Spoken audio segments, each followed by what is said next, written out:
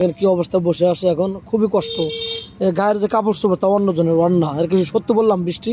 হ্যাঁ সত্যি, কারণ আপনার সামনে আমি আসবো, কারণ জনগণের সামনে আমি যাব। মনে করেন যে আমার একটা ভালো কাপড় চোপড় নাই, তো আমি এই কাপড়টা অন্যজনের হাতের থেকে নিয়ে এসে আপনার সামনে আমি হচ্ছে ক্যামেরার সামনে। আচ্ছা, তোমাদের গাছে লাউ দেখতেছি, এই যে গাছে লাউ ধরছে, এই লাউ বিক্রি করে কি বাজার টাজার করো? হ্যাঁ বাজারে বলতে করে, বাজার মধ্যে মাঝখানে হয়, বেশিরভাগ খাওয়া হয়। ও, এই লাউ তোমরা খাও না? হ্যাঁ বিক্রি করে কোনো বাজার টাজার করো না? না না। ও, তো যাই হোক, তুমি কোথাও ঘুরতে যাও, কোনো রিক্সাওয়ালা, কোনো মার্কেটে কোনো ভাই তোমাকে প্রস্তাব দেয় না প্রেমের বা বিয়ার?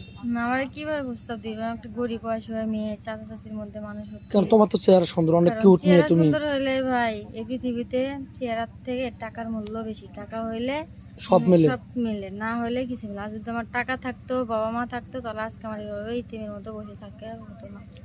অনেক সুন্দর কথা বলছো, কারণ আজকাল পৃথিবীতে চলছে টাকা, টাকার উপর সবকিছু নির্ভর করে। হ্যাঁ। চেহারাটা ওরা কারণ মূল্য এই দেয় যে না, আমার মানুষ মূল্য দেয় না সাথে চেহারা। বন্ধু বান্ধবরা অনেক ভালো পথে চলে, অনেক এনজয় করে। আমি করতে পারি, কারণ ভাই আমি গরিব ঘরে জন্ম নিয়েছি, বাবা মা কেউ নাই, তার জন্য আমার অনেক আশা হয়, কিন্তু আমি করতে পারি না। বান্দির মতো কাজ করে খাইতেছি চাচার মধ্যে।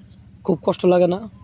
হ্যাঁ কষ্ট লাগে, বাবা মার কথা মনে হয়, কান্নাকাটি করি, কি করব। পাশে সেরকম একটা মানুষ নেই, তার জন্য আপনাদেরকে আপনার সামনে আমি আসছি ভাই। ভালো একটা তুমি মনের মানুষ চাই। বট গাছের মতো ছায়া হয়ে থাকতে চাও হ্যাঁ তার সারা সামনের জীবন কাছে? বট গাছের মতো ছায়া হয়ে মাথার উপর থাকতে চাই, এবং লাল শাড়ি পরে যাবো, সাদা শাড়ি পরে বেরিয়ে আসবো। আল্লাহর কাছে এটাই কামনা। ও, তো যাই হোক, কোনো ভাইজুল তার ওয়াইফ চলে গেছে, তার বাচ্চা কাচ্চা নাই, শুধু ওয়াইফ চলে গেছে, তোমাকে বিয়ে শাদী করবেন, তাহলে তোর কোনো আপত্তি নাই? বাচ্চা কাচ্চা কেন, তার বউ থেকে যদি আমার বিয়ে করতে চাই তাও তাতেও করবে? কোনো আমার আপত্তি নেই। বা তার বয়স চেহারার সাথে আমার কোনো তুলনা নাই, কারণ সে, তারে আমি ভালো একটা মন চাই সারা জীবন, সুখ দুঃখে পাশে। ও, বুঝতে পারছি। তো যাই হোক, তুমি নামাজ কালাম তো পড়ো? হ্যাঁ ইনশাল্লাহ। রোজা রাখো তো? এই পর্যন্ত লেখাপড়া করছি, নামাজ পড়ি, মাদ্রাসায় লেখাপড়া করছি, কোরআন শরীফ পড়ি।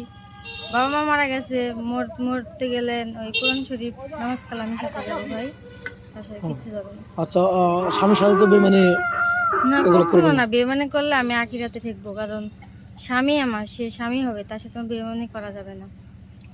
বাঁচলে মোর কাছে, মরলেও তার কাছে। বুঝতে পারছি।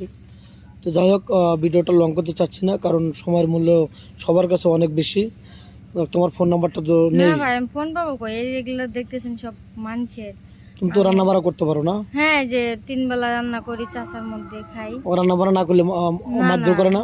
মারধর করে বলতে অনেক বকাবকি করে, কথা আপনি মারার থেকে কথা দিয়ে মারে, ও, যাতে নিজের বকাবকি জীবন করে, নিজে গালাগালি দিতে করে? চাই, এরকম মন চাই। ও, কিন্তু কি করব, নিজের একটা লাইফ আছে, একটা মনে করেন যে ভালো একটা মানুষ চাই বুঝতে সারা পারছি। জীবনের জন্য। মেয়েটা কোনো ফোন নেই, অসহায় মেয়ে। অসহায় না হলে আমাদের ক্যামেরার সামনে আসতো না। ওর একটা ভালো ম্যান চাই, মানে ভালো একটা স্বামী চাই। ওর বাপ মা নেই, চাচা চাচির কাছে মানুষ, তারা এখন কষ্ট দিতেছে, ঠিক মতো ভাত কাপড় দেয় না, যেহেতু যুব